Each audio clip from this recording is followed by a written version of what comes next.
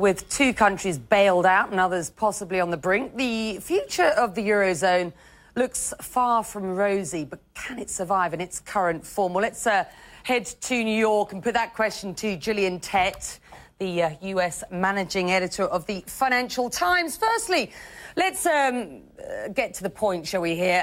Should the Irish Prime Minister resign, do you think, Gillian, over this? Well, I think at the moment what is crucial is trying to show the market that there actually is a proactive plan in place to try and tackle the fiscal problems. And so I think that if it's a case that him staying in place allows the Parliament to pass a budget, then probably he should not resign. Above all else, what the markets want to see is that somebody's in charge. All right.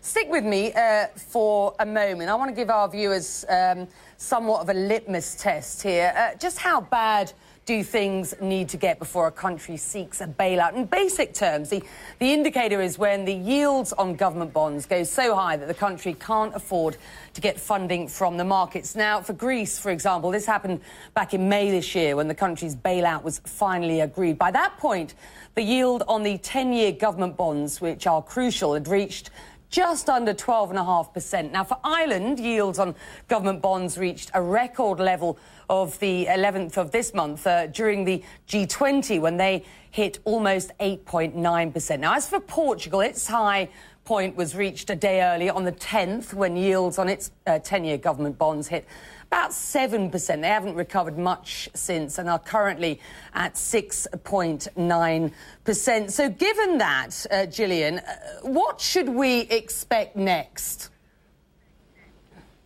Well, I think that there's going to be a lot of uncertainty in the markets for quite a long time, because what this financial crisis has essentially done is it's a bit like a cold wind going around a house that's got a few rickety holes and things. It's exposing every single crack in the system. And it's shown very clearly that there are some fundamental structural contradictions inside the Euro project.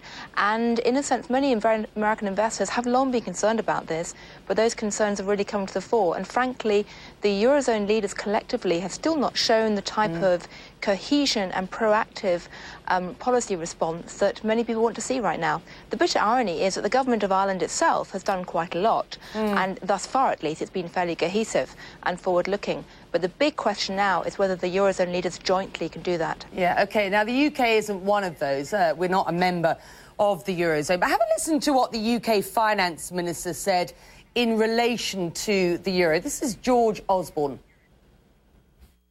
I have been one of the fiercest critics of Britain joining the euro. I didn't want Britain to join the euro. We pointed out some of the challenges that was going to face members of the euro. But I told you so is not much of an economic policy.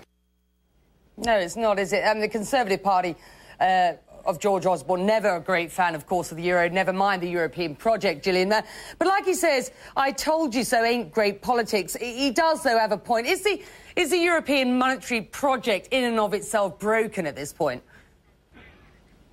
Well, a couple of weeks ago, a senior British banker or former banker joked that he thought the Eurozone was heading into a two-tier zone, the hard part and the soft part, if you like, the Mediterranean countries, the periphery countries, and a northern European core.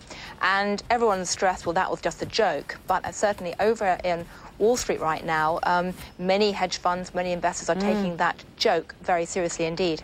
So what's the big picture? Sorry, Gillian, what's the big picture? If I were a viewer watching in Germany or Guinea-Bissau, for example, why should I care about this story?